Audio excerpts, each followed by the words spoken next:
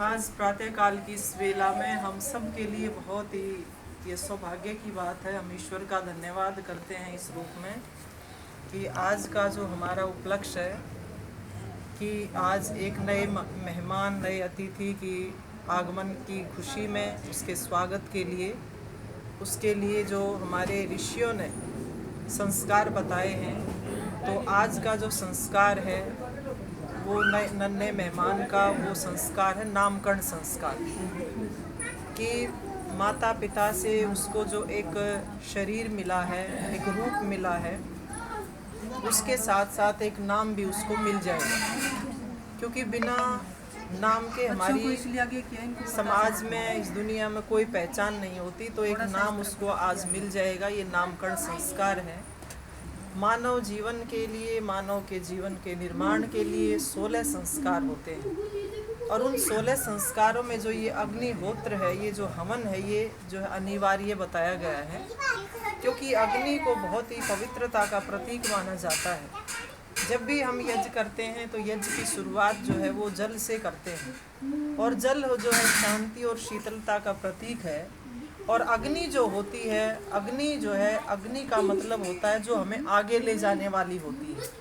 कि जिस व्यक्ति के अंदर जो है कुछ करने की भावना ही नहीं है, कुछ नया करने का कोई संकल्प ही वो नहीं लेता, आगे बढ़ने की ही सोच नहीं रखता है, प्रगति ही नहीं करना चाहता, उन्नति ही नहीं करना चाहता जीवन में, तो वो जीवन जो है वो भार बन जाता है। तो ऐसे व्यक्ति का जीवन निसार होता है, सारहीन होता है, अर्थहीन होता है। तो अग्नि जो है अंदर हमारे होनी चाहिए। और अग्नि हमारे अंदर जो है ज़्यादा कब दिखती है कि हमारे अंदर अग्नि तत्व बहुत है जब हम अपने संकल्प की शक्ति को मजबूत करते हैं, कि एक कार्य हाथ में लिया है तो उसको जो है हम पूरा करते हैं। अच्छे कार्यों के लिए हमें संकल्पित होना चाहिए। 3 बार हमने जो आचमन करवाया है कि इसका एक जो हमें सार, इसका जो तात्पर्य वो समझना चाहिए कि जीवन में जब हम अपने संकल्प को लें तो 3 जो अवस्थाएं होती हैं उसमें नहीं लेना चाहिए कभी भी, और कभी भी दूसरे से वायदा भी नहीं करना चाहिए। पहला तो जब हम बहुत ज़्यादा खुश हों, बहुत ज़्यादा, क्योंकि जब हम खुश होते हैं अंदर से बहुत ही ज़्यादा एक तरह से चंचलता हमारे अंदर होती है, खुशी का वातावरण होता है, चंचलता बहुत होती है, तो उस समय हमें कोई निर्णय नहीं लेना चाहिए। क्योंकि वो खुशी जो है बल धीरे धीरे जो है हमारी स्वाभाविक अवस्था में हमें ले आती है। दूसरी अवस्था होती है जब हमें बहुत गुस्सा आया हो, बहुत क्रोध आया हो, तो भी हमें कोई संकल्प नहीं लेना चाहिए। तीसरा ये कि जब हमारे अंदर जो है दुख हो, बहुत ज़्यादा हम परेशान होते हैं, बहुत ज़्यादा उदास होते हैं, हताश होते हैं, तब भी हमें कोई संकल्प नहीं लेना चाहिए। तो 3 अवस्थाओं में कभी संकल्प ना लें। संकल्प कब लेना है? जब हम बिल्कुल शांत होते हैं, जब हम अपनी अवस्था में होते हैं। क्योंकि ये तो मन की तरंगे हैं, क्रोध की मन की तरंग है, जो है निराशा की मन की तरंग है, दुख जो है वो मन की तरंग में रहता है। और तीसरा जो है वो जो हमारे अंदर बहुत ज़्यादा जो एक अंदर से हम एक्साइटेड होते हैं किसी चीज़ को लेकर के, तो भी जो है वो मन की ही तरंग होती है। लेकिन जब हम बिल्कुल शांत होते हैं तब हमें कोई ना कोई अच्छा संकल्प लेना चाहिए। और संकल्प शक्ति को मजबूत करने वाली चीज़ वो अग्नि ही होती है, अग्नि ही वहाँ तक हमें पहुँचाती है। तो संकल्प शक्ति का प्रतीक होता है अग्नि, लेकिन उसमें शांति बहुत ज़रूरी होती है, शांति का भाव जो है वो ज़रूरी है। इसलिए हवन की जो शुरुआत होती है वो जल से कराई जाती है। परमपिता परमात्मा से ये भी प्रार्थना की गई है कि प्रभु जो मेरा संकल्प है वो कब पूरा होगा, उसका जो एक आधार बनता है वो हमारा शरीर है। स्वास्थ्य अगर हमारा अच्छा है तो हम अच्छा सोच सकते हैं। अगर हमारा स्वास्थ्य खराब हो जाता है, बिगड़ जाता है, तो कोई भी अच्छा नहीं लगता हमारे को, कोई बोलता हुआ भी नहीं सुहाता। तो अच्छी बात तो कहाँ दिमाग में आती है, वो अपने दर्द में ही, अपनी ही बीमारी में वो घिरा रहता है हर समय। तो परमात्मा से ये प्रार्थना करनी है कि संकल्प तो तब पूरा होगा, जीवन मेरा सार्थक तब होगा जब मेरा जो शरीर है, मेरा स्वास्थ्य है वो अच्छा रहेगा, स्वस्थ रहेगा। तो स्वस्थ शरीर बहुत ही आवश्यक है हमारे लिए। कहते हैं पहला सुख निरोगी काया, पहला सुख है ये व्यक्ति के अंबार भरे, बिल्कुल इतना पैसा, दुनिया भर का पैसा है, सारी और सुख सुविधाएं हैं, लेकिन अगर शरीर साथ नहीं देता तो सारी चीजें जो है वो मिट्टी जैसी लगती है उसको। तो पहला सुख निरोगी काया, दूसरा सुख पास हो माया, ये पैसे के बिना भी काम नहीं चलता। तीसरा सुख जो है बताया कि उसकी जो घरवाली है वो उसके अनुरूप होनी चाहिए, उनके मन मिले वे होने चाहिए। और चौथा सुख है संतान का, संतान सुसंतान हो। अगर ये चार चीजें हैं किसी व्यक्ति के पास तो मान लीजिए वो स्वर्ग में है, और इनमें से एक में भी अगर गड़बड़ हो जाती है फिर जो है वो ढांचा जो है वो पूरा का पूरा जीवन का जो है डिलमुल हो जाता है। तो कहा ये चार सुख हमारे होने चाहिए। पहला सुख निरोगी काया ही बताइए, तो स्वस्थ शरीर हो, और स्वस्थ शरीर में स्वस्थ मन हो, और स्वस्थ मन से ही हमारे जो कर्म है वो पवित्र बनेंगे। कर्म जो है पवित्र, कर्मों की पवित्रता जब होगी तो हमारा मानसिक स्वास्थ्य भी अच्छा होगा और हमारा शारीरिक स्वास्थ्य भी अच्छा होगा। तो सबसे पहली चीज़ ऋषियों ने बताई है कि कोई सुख सुविधा आप ले लीजिए, लेकिन कर्म के ऊपर हमें सबसे ज़्यादा ध्यान देना चाहिए।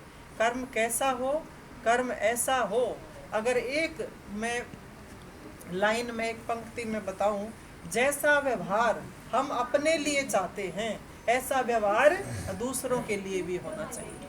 कौन चाहता है, आप सब यहाँ बैठे हैं, कौन चाहेगा कि मेरे प्रति किसी के, मेरे लिए कोई द्वेष का भाव रखे, मेरे प्रति कोई ईर्ष्या का भाव रखे, मेरे प्रति जो है कोई इस तरह का भाव रखे कि इसको ठग लूँ मैं, लोभ का, लालच का, स्वार्थ का भाव रखे। हम नहीं चाहते कि भी कोई मेरे प्रति ऐसा भाव रखे, लेकिन हम दूसरों के प्रति ऐसा भाव रखते हैं। तो कहा जैसा भी हम दूसरों अपने बारे में सोचते हैं ऐसा व्यवहार हम दूसरों के प्रति करें। मन में कोई भी किसी भी प्रकार की गलत भावना किसी के प्रति ना आए। हम कहाँ चाहते हैं कि कोई हमारी बुराई करे, हम कहाँ चाहते हैं कि कोई हमसे झूठ बोले, नहीं चाहते बिल्कुल। हम ये चाहते हैं कि पारदर्शिता होनी चाहिए, भी जो भी मेरे सामने कोई भी बात रखे वो सच होनी चाहिए, झूठ उसमें लेश मात्र भी ना हो। कोई भी मेरी बात करे तो मेरी बड़ाई हो, सब मेरी प्रशंसा करें, कोई मेरी बुराई ना करे। कितने लोग ऐसे हैं, और उनमें हम भी आ गए, सब आ गए, कि हमें पता भी नहीं है कि एक व्यक्ति जो हमारा इतना प्यारा है वो हमारे बारे में कितना गलत भी बोल सकता है। क्यों, ये क्यों हो सकता है? क्योंकि हम भी किसी के बारे में इतना गलत बोलते हैं। कई बार आप खुद महसूस करेंगे कि ये शब्द जिसके बारे में हम बोल रहे हैं, ये तीसरे आदमी के सामने अगर ये शब्द उसके सामने चले जाएं यूं के यूं, तो उसको कितना ज़्यादा दुख होगा, कितनी तकलीफ होगी। तो हम जब किसी के बारे में अनाप शनाप बोल देते हैं तो दूसरा क्यों नहीं बोलेगा? तो हम ये चाहते हैं कि भी हमारे प्रति दूसरों का भाव, दूसरों की वाणी पवित्र रहे, तो हमें भी ऐसा बनाना चाहिए। हम चाहते हैं सब हमसे प्यार से रहें, कोई किसी भी प्रकार की हिंसा ना हो, मारपीट ना हो, कोई चोरी जारी ना हो, किसी भी तरह का। लेकिन हम दूसरों के प्रति ये भाव रखेंगे तो जीवन कैसे चलेगा? तो एक ही लाइन, एक ही पंक्ति को हमें याद रखना चाहिए कि जो चीज़ मुझे पसंद नहीं है तो दूसरा उसको कैसे पसंद करेगा। जैसा हम अपने प्रति सोचते हैं ऐसा दूसरे के प्रति जो है सोचना चाहिए। जब भीष्म पितामह शरशैया पर लेटे हैं तो उस समय द्रौपदी उनके पास जाती है और कहती है कि पितामह आप जो है धर्म का सार बताइए। तो धर्म का सार उन्होंने यही बताया था कि हम आत्मवत सर्वभूतेषु, कि जैसा व्यवहार हम दूसरों से चाहते हैं बस ऐसा व्यवहार हमें करना चाहिए, क्योंकि सबके अंदर एक जैसी ही आत्मा रहती है। सबका जो जितने भी ये शरीर परमात्मा ने बनाए हैं सबकी एक जैसी भावनाएं हैं, एक जैसे नस नाड़ियाँ हैं, एक जैसे सूक्ष्म शरीर हैं, सबका एक जैसा भाव बना रखा है। तो हम एक अपने प्रति जैसा भाव रखें, ऐसा हमें दूसरों के साथ करना चाहिए। इससे हमारा कर्म पवित्र होगा, और कर्म जब हमारा पवित्र होता है तो हमें उसमें सुख रूप में वो चीज़ें मिलती हैं। अब इतनी बड़ी जो आपदा आई है, आप देखें कि हिमाचल प्रदेश में इतने सारे जो है कहीं पहाड़ खिसक रहे हैं तो कहीं बादल फट रहे हैं, और उसका भुगतान पंजाब को भी करना पड़ रहा है। और लोग भी उसकी लपेट में आ रहे हैं, चपेट में आ रहे हैं। क्यों? कारण क्या है? देखो, परमात्मा ने प्रकृति का जो नियम बना दिया, उस नियम के साथ जो भी छेड़छाड़ करेगा, क्योंकि दो ही बातें, प्रयोग और निषेध, ऐसा करना चाहिए और ऐसा नहीं करना चाहिए। जो नहीं करना चाहिए वो जो है हम कर रहे हैं। अब जो है पहाड़ों में से जो दुनिया भर की सड़कें बनाने के लिए, सुरंग बनाने के लिए क्या करते हैं, उनमें बम दबा देते हैं और बम से विस्फोट हो जाता है। उससे जो पहाड़ जो बिल्कुल खोखले हो जाते हैं, बारिश के समय उनमें जब पानी घुसता है तो वो फिसल जाते हैं। और क्या, यही तो है। तो ये किसने सारा नाश किया? ये हमारा ही किया हुआ है। तो कहते हैं फल तो समूह में मिलता है। फिर तो अच्छे कर्म जब हमारे होंगे तभी तो हम सुख भोगेंगे, और अच्छे कर्म नहीं है, बुरे कर्म करेंगे तो उसका भी दुख तो सबको उठाना ही पड़ेगा, सामूहिक रूप से उठाना पड़ेगा। वो जो रोड विकास के नाम पर जो जो चीज़ें हो रही हैं, सुख की लालसा तो सबको ही है, तो जैसी जैसी लालसा है ऐसे ऐसे दुख फिर भोगने तो पड़ते ही हैं। तो ये सारी की सारी चीज़ें जो है कारण और हमारा कार्य, ये दोनों कार्य कारण का सिद्धांत चलता है हमारे जीवन में, ये बना ही रहेगा। तो हमें तो कोशिश यही करनी चाहिए, हमारा स्वास्थ्य भी अच्छा हो, हमारी इंद्रियां पवित्र हों, आंखें स्वस्थ रहें, आंखों में कोई बीमारी ना हो, और ये आंखें पवित्र भी हों, ये देखें तो अच्छा ही देखें। तो ये भाव जो है हमारे इस यज्ञ का रहता है। अभी हम अग्निदान करेंगे।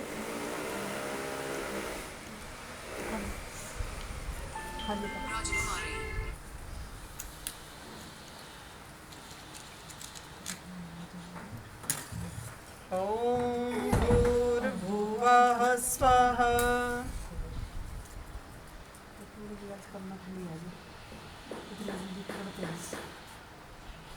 धोखाधड़ी हर चीज में है।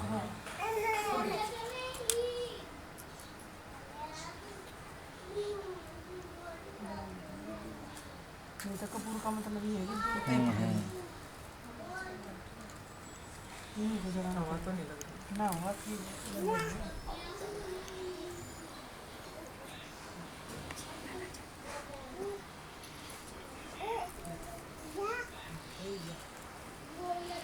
ओम भूर्भुवः स्वदेवरिव भुवना पृथिवी वरिम्ना तस्यास्ति पृथिवी देवयजनी पृष्ठे अग्निमन्नादमन्नाद्यायादधे।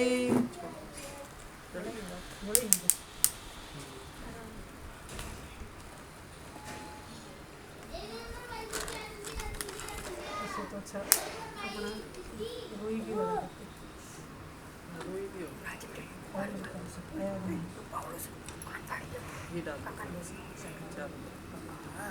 ओम उद्बुद्धे स्वाग्ने प्रतिजाग्रहि त्वमिष्टपूर्ते संसृजेतामयञ्च अस्मिन् सदस्ते अरुतरस्मिन् नादेन समेधाय स्वाहा इदमग्ने जात्वे सेदन्नमम ओम समिधा अग्निं दूयसत घृतैर्बोधयतातिथिम् अस्मिन् हव्या जुहोतन ओम सुसमिधाय शोचिसे घृतं तीव्रं जुहोतन अग्नये जातवेदसे स्वाहा इदमग्नये जात्वेसे धन्नमम ओम तन्त्वा समिद्भिरङ्गिरो घृतेन वर्धयामसि प्रियचोचाय विष्टय स्वाहा इदमग्नये अंगिरसे धन्नमम।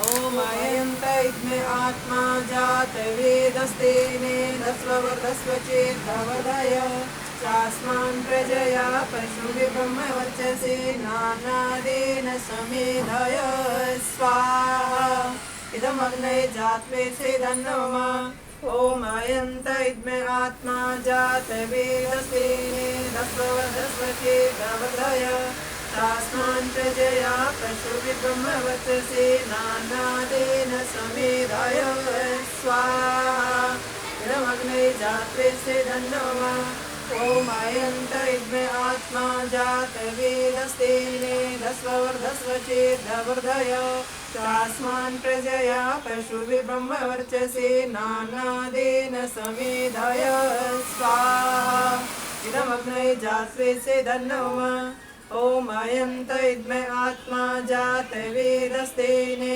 धस्ववर्धस्व चेदवर्धय चास्मान् प्रजया पशुर्विब्रह्मवर्चसे नानादेन समेधाय स्वाहा इदमग्नये जात्वेसे धन्नम ओम अयं तैद्मे आत्मा जाते वेदस्तेने धस्ववर्धस्व चेदवर्धय चास्मान् प्रजया पशुर्विब्रह्मवर्चसे नानादेन समेधाय स्वाहा इदमग्नये जात्वेसे धन्नम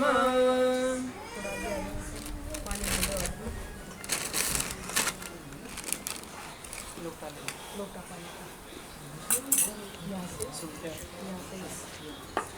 ओम अधितेनुमन्यस्व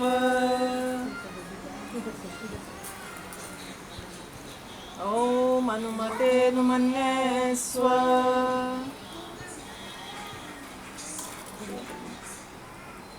ओम सरस्वतेनुमन्यस्व ओम देव सविता प्रसूयज्ञं प्रसूयजपतिं भगाय दिव्यो गन्धर्वकेतपुकेतं न पुनातु वाचस्पतिर्वाचं न स्वदतु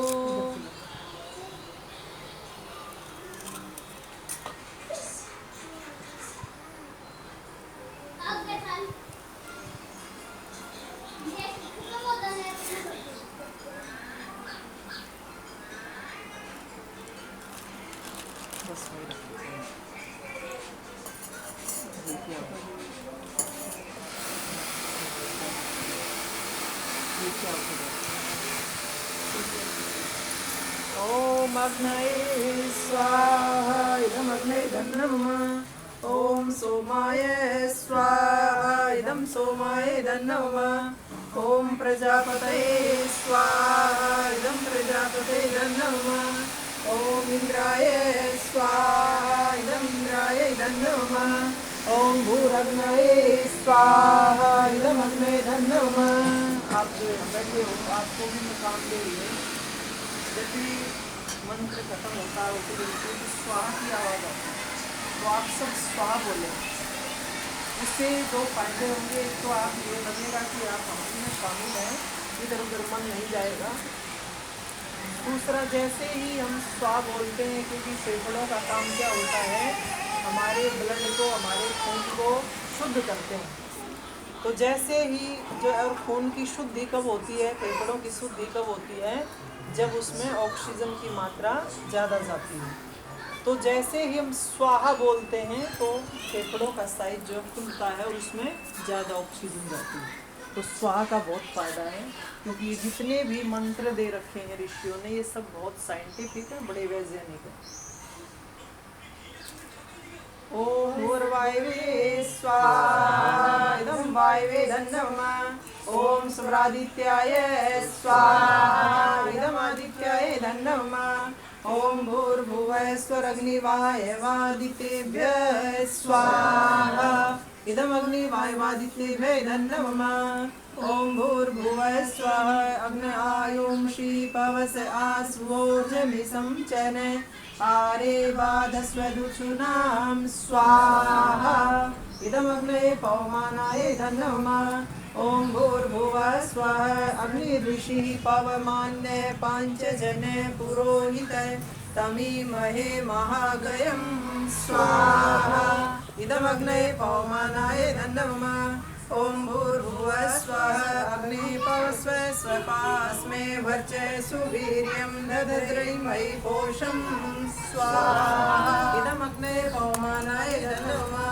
ओम भूर्भुवः स्वः प्रजापतेन त्वदेतानन्यो विश्वा जातानि परिता बभूव यत्कामास्ते जुहुमस्तनो अस्तु वयं स्याम पतयोरैणां स्वाहा इदं प्रजापते धन्नम।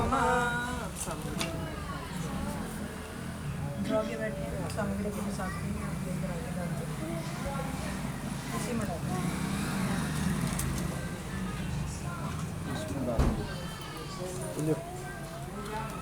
एक और मंगा लो।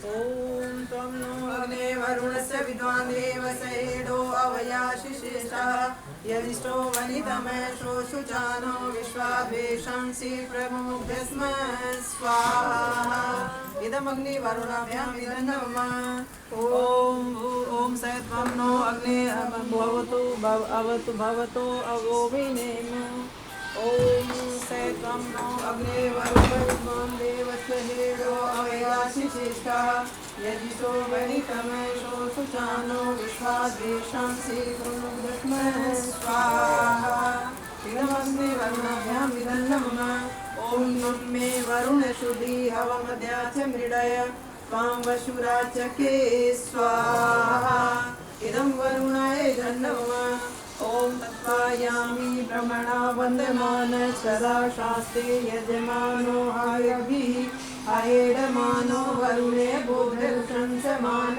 आयु प्रमोषि स्वाहा इदं वरुणाय धन्नम ठीक है, दायां हाथ करेंगे सभी इसकी तरफ। तो ना गर्मी की चिंता ना जो सर्दी की चिंता, ना आराम से सो रहे। मेरे साथ बोलें, हे रुद्विक त्वं जीवेम शरदः शतम त्वं आयुष्मान वर्चस्वी तेजस्वी श्रीमान भूयः। हे रुद्विक त्वं जीवेम शरदः शतम त्वं आयुष्मान वर्चस्वी तेजस्वी श्रीमान भूयः। ओम सौभाग्यमस्तु शुभम भवतु। ओम सौभाग्यमस्तु शुभम भवतु। ओम स्वस्ति ओम स्वस्ति न इंद्रो वृद्धसर्वाः स्वस्ति। ये माता पिता बने, परमात्मा इनको ऐसी सद्बुद्धि दे कि ये अपने बच्चे को अच्छी संतान बना सके, जो है एक आज्ञाकारी हो माता पिता के लिए और समाज के लिए और देश के लिए एक अच्छा नागरिक बने। यही जो है हमारी शुभकामनाएं हैं। तो अब इनके लिए देंगे, आप दोनों जो बैठ जाएं आराम से। ओम बोलो मेरे साथ, ओम सत्य सन्तु यजमानस्य कामः। ओम सफलः सन्तु यजमानस्य कामः। ओम पूर्णः सन्तु यजमानस्य कामः। ओम स्वस्ति यजमान दंपति की सभी पवित्र कामनाएं सत्य होवे, सफल होवे, पूर्ण होवे, कल्याणकारी होवे। ओम स्वस्ति। ओम स्वस्ति न इंद्रो वृद्धसर्वाः स्वस्ति न पूषा विश्ववेदाः स्वस्ति नस्तार्योरिष्टनेमि स्वस्ति नो बृहस्पतिर्दधातु।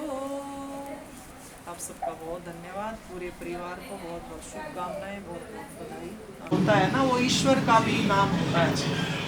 सत्यार्थ प्रकाश में महर्षि दयानंद सरस्वती ने परमात्मा के 100 नामों की व्याख्या की है। 100 नामों, उनमें से एक रुद्र भी है। और रुद्र का मतलब होता है रुलाने वाला। रुलाने वाला मतलब जो गलत काम करते हैं फल के रूप में जो है परमात्मा फिर उनको सजा भी देता है, तो वो रुद्र रूप बन जाता है परमात्मा में। इसलिए वो कहा रुलाने वाला जो होता है, तो ये जो है अन्याय के खिलाफ लड़ने वाला बने, ऐसा जो है ये बच्चा बने। क्योंकि रुद्र जो है, रुद्र भी किसका नाम, वैसे तो रुद्रांश होता है सही नाम, तो रुद्रांश का मतलब होता है रुद्र का अंश, कि उस परम पिता परमात्मा का अंश। तो ये जो है नाम इन्होंने सोचा है, सार्वजनिक है, सार्थक है। तो आज से इस बच्चे की जो पहचान है वो रुद्विक के नाम से हो। देखो वैसे तो जितने भी प्राणी हैं ना इस दुनिया में, परमात्मा ने स्वाभाविक गुण उनको दिया है, और उससे ज़्यादा वो ना आगे बढ़ सकते ना वो घट सकते। कि पशु है उसको तैरना जो है स्वाभाविक रूप से आ जाता है, और तैरने से आगे और कुछ नहीं करेगा वो। पक्षी को उड़ना भी आ जाता है, लेकिन उनकी कोई पाठशाला, कोई स्कूल नहीं है कि वहाँ जाके कुछ और ट्रेनिंग ले लेंगे वे। कि बम कैसे बनाने हैं, इस जो रोड कैसे बनाने हैं, कैसे इसको जो है अलग अलग खोज करनी है, ये काम केवल मनुष्य का बच्चा करता है। लेकिन मनुष्य के बच्चे को परमात्मा स्वाभाविक ज्ञान नहीं देता कुछ भी। वो जैसे माहौल में, जैसे वातावरण में पलता है, वो ऐसा ही हो जाता है। हरियाणा का बच्चा अगर बाहर जाएगा विदेश में तो वो विदेशी ही बन जाए, वहाँ की संस्कृति वो सीख लेता है। लेकिन एक कुत्ता जो है वो कुत्ता ऐसे ही भौंकेगा, चाहे यहाँ पैदा हुआ हो, चाहे उसने चाइना में छोड़ दो, चाहे उसने अमेरिका में छोड़ दो, वो ऐसे ही रहेगा बिल्कुल सेम। लेकिन मनुष्य के बच्चे में परिवर्तन आता है, तो उस परिवर्तन के लिए ही जो है ये सारे संस्कार जो वो किए जाते हैं। अगर नामकरण संस्कार जो है वो हम इसी रूप में करें कि बच्चे को जो नाम दिया गया है वो नाम के अनुरूप उसके अंदर गुण आए। और हम क्या क्या चाहते हैं कि बच्चा कैसे बने। कोई माता पिता ये नहीं चाहता मेरा बच्चा कायर बने, सब चाहते हैं हमारा बच्चा वीर बने, हमारा बच्चा बहादुर बने। कोई ये नहीं चाहता कि हमारा बच्चा कुसंस्कारी बने, कि माँ बाप की आज्ञा का पालन ना करे। सभी चाहते हैं कि हमारा बच्चा आज्ञाकारी बने, सब चाहते हैं मेरा बच्चा संस्कारी बने, धार्मिक बने, धर्म की भी उसको जो है जानकारी हो तो वो भी बने। और तीसरा जो है बच्चे के जीवन में कोई अभाव ना हो किसी भी प्रकार का, वो जो है पूरा जो है धन धान्य से युक्त भी होना चाहिए। सारी इच्छाएं जो है वो हम बच्चे के लिए रखते हैं। और इसमें जो है एक विधि आती है, जैसे हमने आते ही प्रवेश जी ने गोद में ले रखा था बच्चा, और प्रवेश जी से फिर हमने दीपक जी की गोद में रखवा दिया। इसका मतलब क्या है, देखो माँ बच्चे को जन्म देती है, अब ये कार्य तो माँ ही करती है ना। किसी बाप ने कहा कि मैंने भी परवरिश में कोई कसर नहीं छोड़ी, इसलिए मेरे भी पूरे नंबर हैं बच्चे की परवरिश में। माँ ने कहा अच्छी बात है कि आपने भी परवरिश की है, लेकिन ये जो 9 महीने मैंने बच्चे को पेट में रखा है ना, ये हमेशा मेरे को आगे ही रखेंगे। माँ को हमेशा आगे रखते हैं। तो ये जो चीज़ है कि मैंने इस बच्चे को जन्म दिया और पिता को सौंप दिया। अभी तक तो पति पत्नी थे, लेकिन अब ये माता पिता बन गए। अब ये जो दीपक ने उसको स्वीकार कर लिया कि ठीक है आपने पैदा किया, अब इसके पालन पोषण की जिम्मेदारी मेरी है, मैंने स्वीकार किया और फिर प्रवेश को दे दिया। अगली जो एक विधि आती है इसके अंदर कि जो देखो जो हम सोचते हैं, क्योंकि हमारा जो ये शरीर चलता है ना प्राणों से चलता है, और प्राणों में ही इच्छाओं की तरंग रहती है। तो वो इच्छा की तरंग इतनी हो कि दीपक अपने बच्चे के श्वास के साथ जोड़ दे, क्योंकि सूक्ष्म शरीर के साथ जुड़ा हुआ इसका प्राण, और सूक्ष्म शरीर में ही सारे संस्कार रहते हैं। कहते हैं ना कि ये संस्कार इस बच्चे को दिए कि नहीं दिए। और वो क्या पूछता है, पहला प्रश्न इस दुनिया में जब बच्चा आता है पिता के द्वारा, और वो प्रश्न क्या है, सबसे पहला कि को असी, कि तू कौन है, इस दुनिया में आया है तू कौन है। अब हमें क्या पता ये जीवात्मा कहाँ पैदा हो रखी थी पहले, कैसे ये कर्म करके आया, हमें नहीं पता। लेकिन अब जो है इसने दूसरा छोटा जीव जो है एक रूप धारण कर लिया, और इस परिवार का एक जो है वंश के रूप में इसने यहाँ पे प्रवेश की गोद में आया है ये, और इसमें पलेगा और दीपक के सहयोग से आया है, और इस घर के वंश को ये आगे बढ़ाएगा। हमें नहीं पता, किसी को नहीं पता, इसके माता पिता को भी नहीं पता, माँ को भी नहीं पता ये कहाँ से आया, ये जीवात्मा पहले कहाँ थी। तो पहला प्रश्न कि को असी, तू कौन है, कहाँ से आया है और कहाँ जाना है। हे जो है बालक, तू कैसा बनेगा, तू वीर बन, तू बहादुर बन, तू खूब जो है धन दाने से युक्त हो, और खूब जो है तू संस्कारी बन। कोई गुण ऐसा छूटे नहीं जो तेरे अंदर ना आए। ये भाव जो है उससे श्वास के अंदर, क्योंकि ये जो एनर्जी है हमारे पूरे शरीर की एनर्जी, पूरे मन की एनर्जी, जो भी हम सोचते हैं वो हमारे इन उंगलियों में, हथेली में आ जाता है। इससे श्वास को स्पर्श किया जाता है, बच्चे के श्वास को, और वो बच्चे के श्वास को जब स्पर्श करता है पिता कि तू कौन है, तो उस बच्चे के अंदर वो संस्कार चला जाता है। उसके जो है सब कॉन्शियस माइंड में, उसके चित्त में, वो बच्चा जैसे जैसे बड़ा होगा तो उसके अंदर ये प्रश्न पैदा होगा कि मैं कौन हूँ, मैं कहाँ से आया हूँ, क्योंकि यही हमें पता नहीं होता। सारा जीवन निकल जाता है लेकिन हमें यही नहीं पता कि हम क्या हैं, कौन है, कहाँ से आए हैं। मरना है, आखिर में पैदा हुए हैं, वो मरेंगे भी एक दिन, लेकिन इस जीवन का सार क्या है, इस जीवन का उद्देश्य क्या है, वो हमारी समझ में ही नहीं आता। पशुओं की तरह जीवन जीते हैं और ऐसे ही पशुओं की तरह फिर वापस आ जाते हैं, क्योंकि मृत्यु लोक का प्राणी ये पशु पक्षी ये रहते हैं। मनुष्य केवल मृत्यु लोक का प्राणी नहीं है, धरती का प्राणी नहीं है। परमात्मा ने पूरी संभावना दे रखी है कि तू मेरे को पा सकता है, तू ज्ञान ले सकता है। महर्षि उद्दालक के बेटे जो हैं श्वेत केतु थे, वो जो है स्कूल में, वो गुरुकुल में करवा दिया उनको, और गुरुकुल में पढ़ने के लिए जब गए तो सारी की सारी विद्या उस आचार्य ने उसको सिखा दी।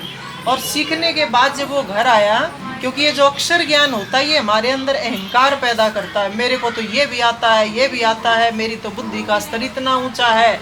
आप देख लीजिए जो बुद्धिजीवी हैं, जो बड़े बड़े डॉक्टर बन जाते हैं, बड़े बड़े अधिकारी बन जाते हैं, सामान्य आदमी से बात करके खुशी नहीं होते, क्योंकि अहंकार उनका आकाश में रहता है। तो वो आके ऐसे ही जो है, पिताजी मेरे को तो ये भी आता है, मेरे को तो वो भी आता है। पिताजी ने सोचा बेटे में तो अहंकार बहुत ज़्यादा आ गया, तो इससे इसका इलाज करना चाहिए। तो पिता ने पूछा बेटा कोई ऐसी भी चीज़ तेरे को आचार्य ने सिखाई है जिसके सिखाने के बाद या सीखने के बाद कुछ भी शेष नहीं रहता? बोले पिताजी ये तो नहीं सिखाया आचार्य जी ने। बोले वापस जा और अपने आचार्य जी से पूछ के आना कि ये तुमने जो है कोई ऐसी चीज़ जो रह गई कि जिसके सीखने के बाद कुछ सीखने की ज़रूरत है ही नहीं। तो आचार्य के पास जब उन्होंने पूछा गए वो, तो आचार्य जी ने कहा कि बेटा ये विद्या और ये चीज़ तो तेरे पिताजी के पास ही है, ये विद्या मेरे पास नहीं है। वो आके अपने पिता के चरणों में गिर गया कि पिताजी आप ही जान सकते हैं, आप ही बता सकते हैं कि ये सब क्या है। तो पिताजी ने कहा बेटा स्वयं को जानने के बाद कुछ भी जानना शेष नहीं रहता। ज्ञान कभी बदलता नहीं है, जानकारी बदलती है। कि पहले भारत में इतने जिले थे, अब इतने हो गए हैं, आगे और भी ज़्यादा बढ़ जाएंगे, लेकिन ज्ञान एक बार जब हो जाता, ज्ञान कभी नहीं बदलता। तो ये बच्चे को नाम भी मिल गया और बच्चे को रूप भी मिल गया, लेकिन ऐसी कौन सी चीज़ होती है जिसको जानना ज़रूरी होता है? इस संसार में, इस दुनिया में दो ही पहचान तो हमारी है, ऐसी ऐसी शक्ल का आदमी है और उस फलाना फलाना उसका नाम है। लेकिन आप देखो जब इस शरीर से ये प्राण निकल जाते हैं, दोनों चीज़ सामने रहती हैं, उसका रूप भी है और उसका नाम भी है, लेकिन कैसी चीज़ है वो जो निकल गई है, कौन है वो? फिर कहेंगे उसको तो नाम भी लेकर के कोई नहीं पुकारेगा, ये कहेंगे वो तो चला गया। अरे कैसे चला गया? नाम और रूप तो साथ है, फिर कौन सी चीज़ है जो चली गई? उसके साथ हमारी सत्ता जुड़ी हुई है, वो चली गई। वही जीवात्मा जिसको जानने के लिए परमात्मा ने इस धरती पर भेजा है, लेकिन हम हैं, हम नींद में सोए रहते हैं, हमें पता ही नहीं है कि जीवन क्या है, इसका मूल्य क्या है, इसका सार क्या है, कुछ भी नहीं पता होता। तो ये विचार और ये संस्कार एक पिता के द्वारा बच्चे के अंदर दिए जाते हैं कि बेटा जैसे जैसे बड़ा होगा तो तेरे मन में ये प्रश्न पैदा होना चाहिए कि अपने जीवन की इस बुद्धि को सुलझा सके, अपने जीवन की इस पहेली को सुलझा सके कि मैं कौन हूँ। बस नामकरण संस्कार का इतना ही जो तात्पर्य होता है कि बच्चे के अंदर ये संस्कार चला जाए, इसको एक नाम मिल जाए, और इस नाम को सार्थक बनाने में कि ये नाम जो रखा है माता पिता ने, उसके लिए इसको अच्छे संस्कार दिए जाए। कभी भी बच्चे के सामने, क्योंकि अभी तो तुम नए माता पिता बने हो, अब माता पिता को देख रहे हो, जैसे भी उन्होंने हमारी परवरिश की, पालन पोषण किया, समय के साथ हमें भी अपडेट होने की ज़रूरत है, क्योंकि समय बदल रहा है। वो चीज़, वो नियम अब लागू नहीं हो सकते जो हमारे ऊपर पहले लागू हो गए। अब जो है नई नई चीज़ें आती तो नए नए तरीके जो है वो बच्चों को सिखाने पड़ते हैं। एक तो बच्चे के अंदर, क्योंकि आज के बच्चे बहुत स्मार्ट हैं, एक तो बच्चे के सामने कभी नेगेटिव बात किसी के बारे में कभी नहीं करनी चाहिए। ये ऐसा संस्कार बन जाता है। हम अपने से जो है देखते हैं कि माँ बाप ने जिसके बारे में, जिस पड़ोसी के बारे में, जिस रिश्तेदार के बारे में ये कह दिया ना ये बेकार आदमी है, आज तक इतने बड़े हो गए हमें पता है वो अच्छा आदमी है, लेकिन वो संस्कार अब तक गया नहीं है, उसके बारे में वही धारणा बनी रहती है हर समय। तो एक तो नेगेटिव नकारात्मक बात बिल्कुल करनी नहीं चाहिए। दूसरा, अगर पिता जो है बच्चे को धमकाता है ना, तो माँ को जो है पिता को नहीं कुछ कहना चाहिए कि जो है बच्चे का इतना बड़ा कसूर नहीं था। नहीं, हम एकांत में जा कर के आपस में लड़ झगड़ सकते हैं, लेकिन बच्चे के सामने ये नहीं दिखाना चाहिए कि देख माँ सही है और पिता गलत था, क्योंकि माँ ने तो मेरी जो है मेरे पक्ष में बोला और पिता जो है ने गलत किया। ये कभी भी भेदभाव बच्चे के अंदर आना नहीं चाहिए। इस जन्म के इस उम्र के संस्कार, देखो कहते हैं 7 साल तक ही बच्चे के संस्कार बनते हैं और 7 साल तक 11 संस्कार हो चुके होते हैं बच्चे के। उसके बाद तो ये दिमाग ही विकसित होता है, हमारी जो माइंड है वो विकसित नहीं होता। माइंड तो पहले बन चुका होता है, संस्कार तो उसके अंदर आ चुके होते हैं। तो बचपन जैसे बीतेगा इतना हेल्दी कि केवल इस बात पे ध्यान नहीं देना है कि बच्चे की 10 ड्रेस बदलनी है, बच्चे को ये खिलाना है, ये पिलाना। इसके साथ साथ बच्चे को सारी चीज़ें समझाने की ज़रूरत है, क्योंकि हम कहीं ना कहीं जो है ये लापरवाही कर देते हैं। बच्चा 4 प्रश्न पूछ लेता है ना माँ से, तो माँ का सिर जो दर्द करने लग जाता है और फिर वो क्या करेगी, ले पकड़िए और ये देख ले अपने आराम से, वो अपना काम करने लग जाएगी। पहले दादा दादी ताऊ ताई इतना बड़ा परिवार, कोई ना कोई कुछ कुछ सिखाता रहता था, लेकिन बच्चे जितने प्रश्न करते हैं उन सब के उत्तर जो है हमें देने चाहिए, ना कि हमें बचना चाहिए। और नहीं तो ये इतना बड़ा जो चीज़ें, ये खतरनाक चीज़ें चल रही हैं, बच्चे के दिमाग पे इसका असर पड़ता है। और जब 10-11 साल का बच्चा हो जाता है ना, फिर कहते हैं मानता नहीं है। क्या करें, ये मानता ही नहीं है, इतनी जिद लगा लेते हैं। 2 साल के बच्चे इतनी जिद लगा लेते हैं, तो 10-11 साल के बाद हम कोई आस नहीं कर सकते कि ये बच्चा सुधर सकता है। सुधारना है तो अभी, कहते हैं गर्भ, गोद और घर, ये 3 चीज़ें ही जो है सबसे महत्वपूर्ण होती हैं। और केवल ये नहीं होता ये बच्चा बच्चा है, नहीं, अभी से इसका निर्माण शुरू करें। परमात्मा इसको खूब शक्ति दे, सामर्थ्य दे, ये बुद्धिमान बने, जो है प्रतिभाशाली बने। और इस प्रकार के इस परिवार की अपनी एक गरिमा, एक छवि है। माता पिता जो है इसके बहुत ही ज़्यादा बुद्धिजीवी हैं, पढ़े लिखे समझदार हैं, तो इसमें तो कोई शक नहीं है कि ये जो परवरिश अच्छी नहीं करेंगे। लेकिन उसके साथ साथ एक बात मैं और भी कहना चाहती हूँ, आज बहुत सारे माँ बाप इस बात के लिए बड़े मायूस होते हैं, अरे बच्चों की इच्छा पूरी नहीं कर पाए, हमें जो है इतने साधन नहीं मिल पाए कि हम बच्चों की जो है इच्छाएं पूरी कर दें। देखो, इच्छाएं कभी पूरी मत करना बच्चों की। मैं आपको कहती हूँ, भले ही कितना भी कमाते हो, कि एक चीज़ मांगता है 10 चीज़ उसको दे देते हैं, ये बहुत गलत बात है। जब तक बच्चे को अभाव में नहीं रखेंगे, जब तक बच्चे की सिर्फ और सिर्फ ज़रूरत पूरी नहीं करेंगे और ज़्यादा देते चले जाएंगे, बच्चा बड़ा होके आप चाहे उसको कितना भी दे दीजिए, बच्चा बड़ा होके कभी रिस्पेक्ट नहीं करेगा। क्योंकि संस्कार देंगे तो रिस्पेक्ट करेगा, कार देंगे कभी रिस्पेक्ट नहीं हो सकती। सबसे ज़्यादा मार आज माँ बाप यहाँ खा रहे हैं कि बच्चों को लाड प्यार इतना दे करके, इतनी सारी चीज़ें टाइम से पहले दे रहे हैं उसको तपस्वी भी बनाओ, उसको पैसे कैसे कमाया जाता है उसको भी हमें सिखाना चाहिए, उसको गर्मी क्या सर्दी क्या सारी चीज़ों में निकालना चाहिए। ये नहीं कि भी गर्मी लग गई एसी और जो है ठंड लग गई तो बढ़िया रजाई, नहीं, गर्मी सर्दी में खूब उसको पकाओ, अच्छे से उसको हर चीज़ सिखाओ, रिश्तों के बारे में उनको सारी जानकारी दो। सिर्फ 2 शब्द ही नहीं, अंकल आंटी, बस ये नहीं। जो ये अभिमन्यु जी जो पहले वित्त मंत्री रहे, इनका परिवार बहुत संस्कारी रहा, बहुत संस्कारी रहा, इस रूप में संस्कारी